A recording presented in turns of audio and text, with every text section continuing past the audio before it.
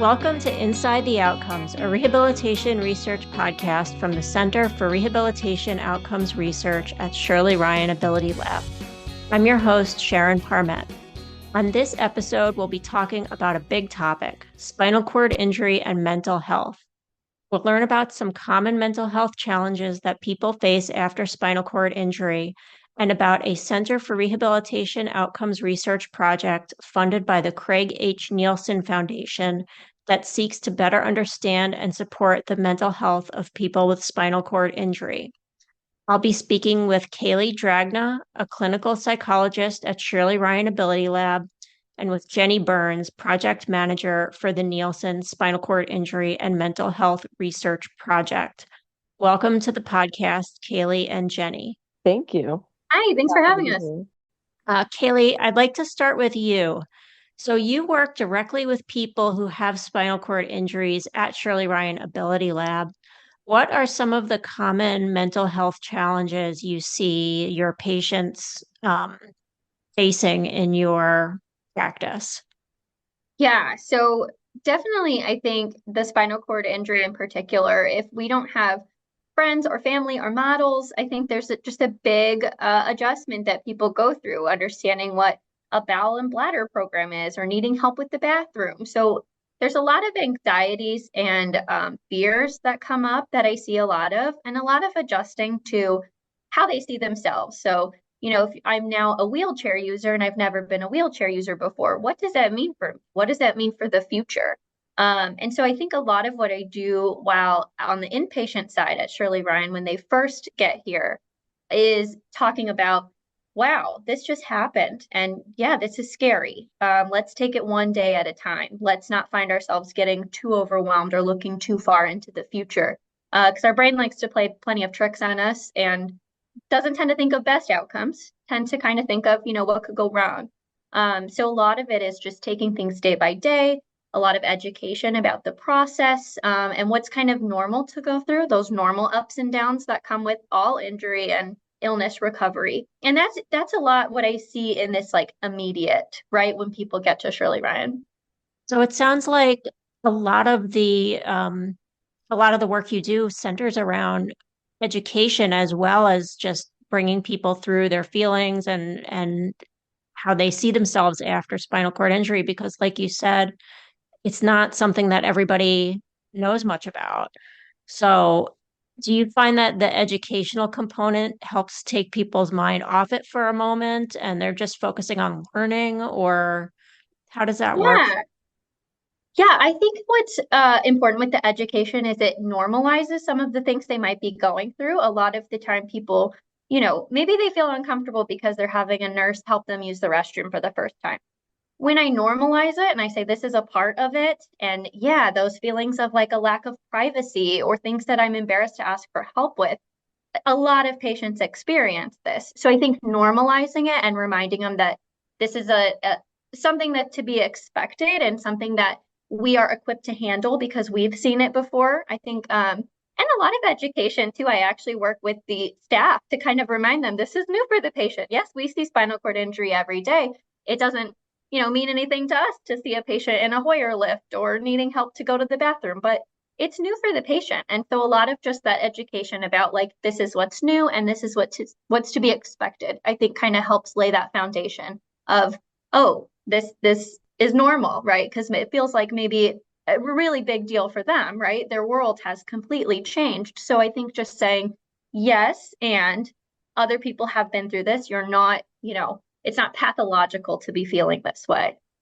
Right? Do you see a lot of people fall into depression early on or kind of withdraw? Yeah, I think that's something I see, especially more as like people move into like the day rehab setting. That withdrawal is really big. I think what people see at first, I see a lot of kind of shock and denial, which if we're thinking about it in the context of grief, right? We've just lost some maybe physical function or privacy or independence. That shock and denial I see a lot of at inpatient. And I see more of that like maybe anger with the situation or with the world or with their higher power, and a lot of that depression. And I think too, particularly with spinal cord injury, I see people who get in a really bad habit of it becomes a chore to leave the house.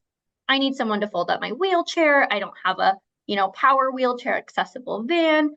So they only leave the house to go to doctor's appointments and therapies, and they're not doing the things that they enjoy to do, like going to dinner or going to a show or the movies. And I think a lot of that too, that isolation, not just because it's a chore to leave, but people feel judged by others. I can't tell you how much I hear people who use a power wheelchair say, this seems like a walking red flag or a big sign saying, look at me, I have a disability.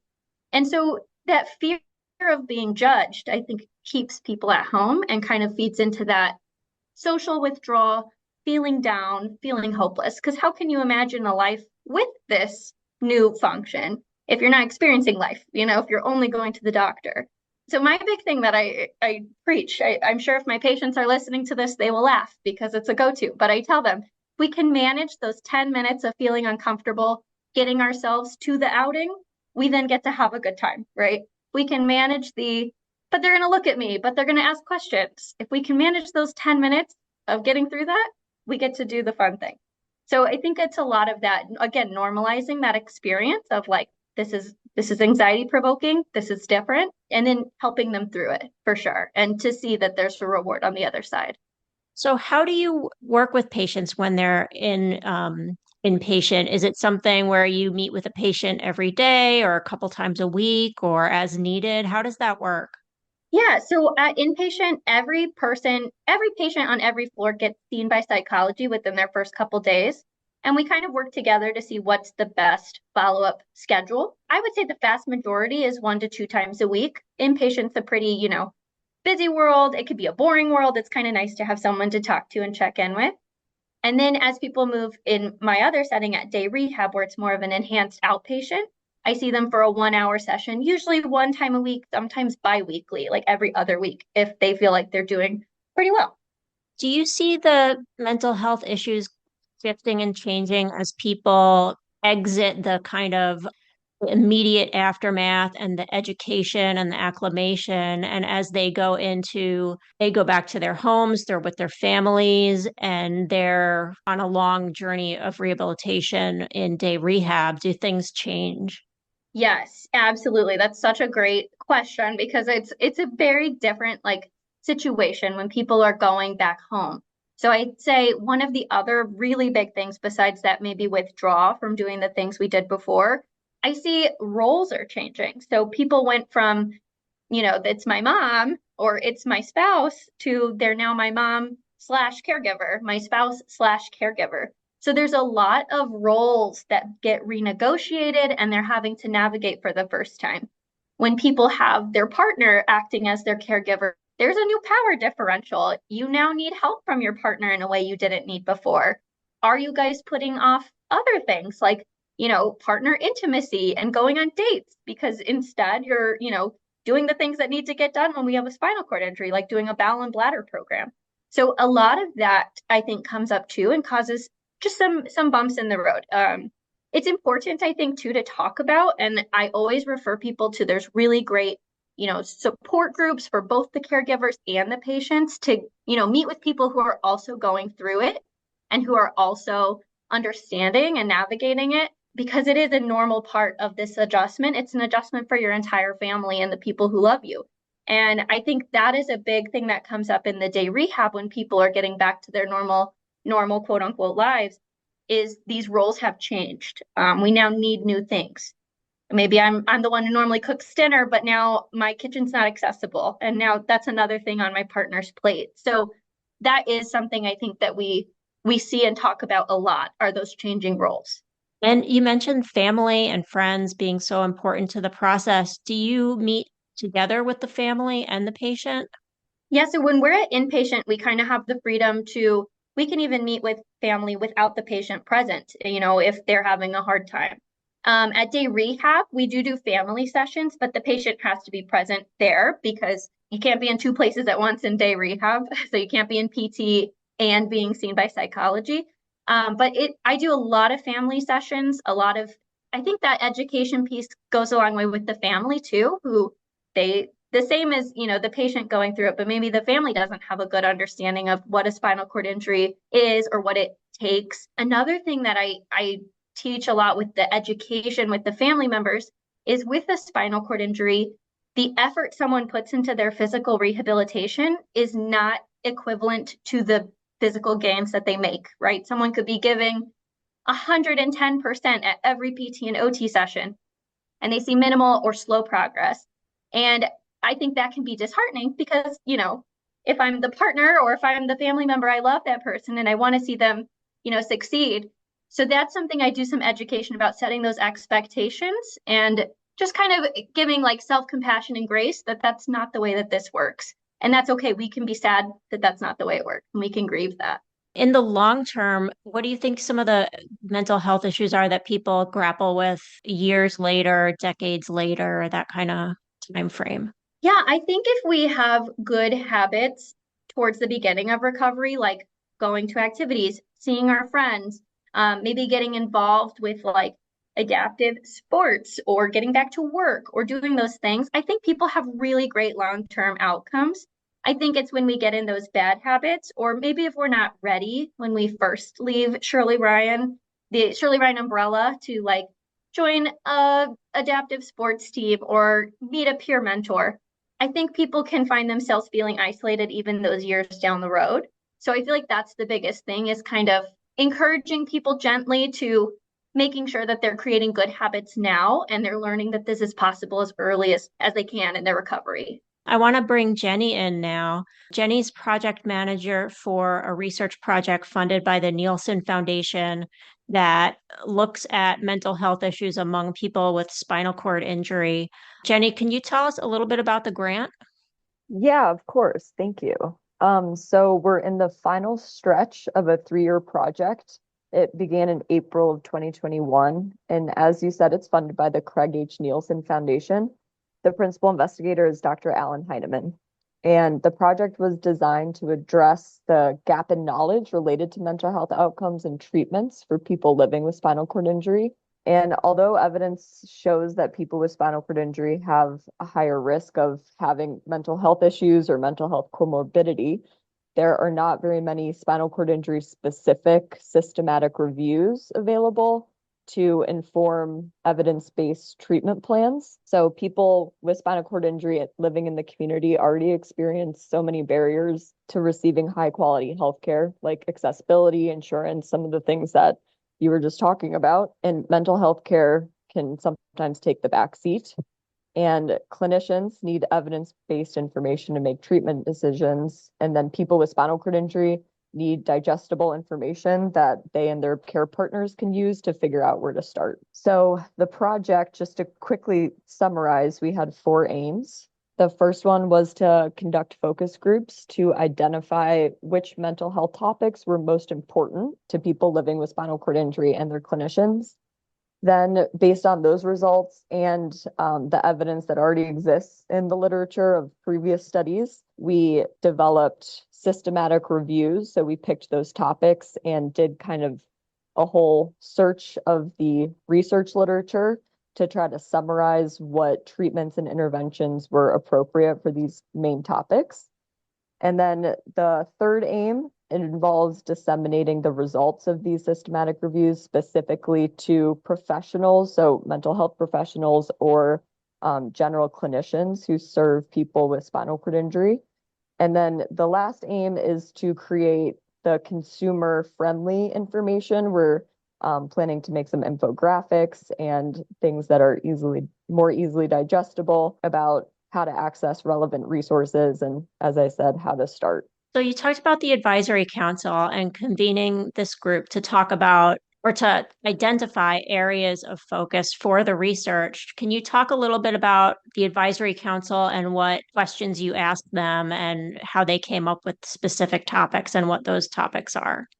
Yeah, so we used the advisory council, which is a group of experts in different areas related to this project. So we had mental health experts, people living with spinal cord injury, rehabilitation clinicians, doctors, nurses, all that kind of stuff. And they helped us develop the focus group guide.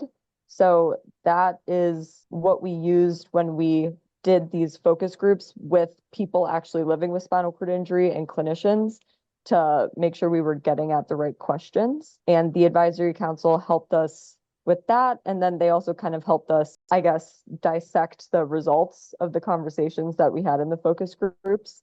So it's really helpful to have an advisory board there to give input as experts.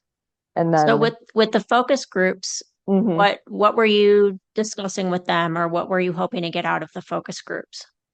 Yeah, so we did 5 focus groups. 3 of them were groups of people living with spinal cord injury. So the consumers, we called them, of rehabilitation services. And most of them also had some comorbid mental health disorder. And then one of the focus groups was with mental health professionals specifically with experience working with people with spinal cord injury. And then the last group was with rehabilitation clinicians, so like physical therapists, OTs, doctors, with experience working with spinal cord injury. And the main question we wanted to ask is, what are the most important topics that you think impact the mental health of people living with spinal cord injury out in the community? So we identified a few themes from that, and that kind of spearheaded our focus group findings and then our systematic reviews. So what were the areas of focus that you came up with? Yeah, so first we called it mental health challenges because actually most people did not talk about specific mental health disorders that had been, diagnosed by a mental health professional. People spoke a lot more about symptoms or experiences that they felt were impacting their mental health negatively. And some of these challenges, again, as we touched on earlier, anger and frustration was a really big one, loneliness and social isolation, and just overall depressed mood. So that was kind of the answer to our main question. And then our second theme that came up a lot was, again, like we talked about earlier, the timeline of mental health supports versus the treatment of their injury and, the setting that they're getting their treatment. So basically, people have the most support in inpatient rehabilitation right after they're injured. And a lot of people are dealing with some of the things that Dr. Dragna mentioned earlier, like shock, denial, anger, just trying to focus on therapy and the physical and medical issues that they're dealing with, getting used to their injury. And then suddenly there's a drop off. They're discharged, they go home, and life kind of continues to move on. And people talked about feeling like when they were really ready to receive those resources and that psych information, they didn't have it anymore. So kind of that timeline of when we offer support to people. And then the third theme was this topic, we called it disability identity, but it's really the grief and the process of forming a new identity and kind of mourning your previous role in society and in your family structure. And yeah, the dissonance of resolving those two issues and creating a new identity that merges your disability with your personality and your original role. So the last theme, we called it adaptive resources. It's what people voiced as the best coping strategies that supported their mental health. And social support was really the main theme that came up related to that. This included both social support from family and friends, and then especially the SCI spinal cord injury peer support. So interacting with other people with spinal cord injury and kind of having that community and eliminating that social isolation that kind of gets people into the cycle of negative mental health. Dr. Dragna, this all sounds like the exact same stuff that we just talked about at the beginning. And it seems that incorporating a new idea of yourself into your identity seems to be something that take a really long time. Do you have any experience with helping people to integrate this new aspect of themselves? Yeah, definitely. I think that's a really important piece is kind of exactly the way Jenny was explaining, mourning that maybe what we've imagined for ourselves or what we had hoped for ourselves and coming up with how do I still honor that person? How do I still do the things I love to do, maybe in a new way? So one of the things I think that we really do a lot of work on as psychologists with all types of injuries, but especially spinal cord injury that really impacts mobility, is looking at what do I value in those things. So I've had people say, I'm an ultra marathoner, and then here I am now using a wheelchair. Well, what did you value in being an ultra marathoner? Was it pushing your body to extremes? Was it being outside? Was it being part of a team? Because we can do those things and we can honor those things that you like in new ways. And so I think that's a big part of it, is incorporating our new level of functioning, our new mobility, but still doing the things we love to do and reminding ourselves like our lives did not end that day. It just looks different and we can continue to move on in a new way. And I think that's Right. more of that, like Jenny was saying, kind of incorporating it, that identity piece of I am still who I am and I can still do the things I want to do. It might just look different. So Jenny, you found with the with focus groups, you identified these areas of interest that people wanted more information about, wanted to focus on. After that, the different topics kind of turned into systematic reviews where you're searching the existing literature for information on these topics, to synthesize what's out there and report back out. Other than the systematic reviews, what else? What else is the project about?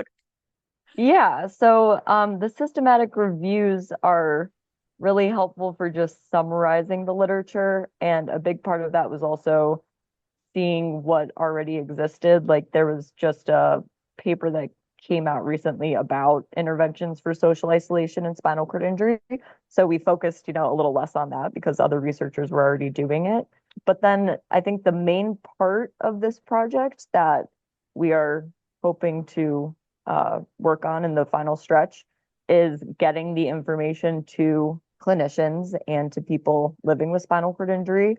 So continue publishing systematic reviews with recommendations for clinicians, presenting at conferences, that sort of thing. And then for consumers or people living with spinal cord injury and their care partners, our goal is to create infographics or kind of quick guides, like fact sheets about what resources are available, maybe like what kinds of signs and symptoms should you be taking note of, and how to talk to a healthcare provider about your mental health following spinal cord injury. So that's how we're really hoping to get the information out into the community. Well, I'll look forward to seeing that information. And as the healthcare communications associate at the Center for Rehabilitation Outcomes Research, I'll probably be working on some of those pieces myself. Yes, you Thank will. you. Thank you both so much for being on the podcast. This has been really interesting and informative. Thanks again. Thank Thank you you. so much. Nice talking to you both.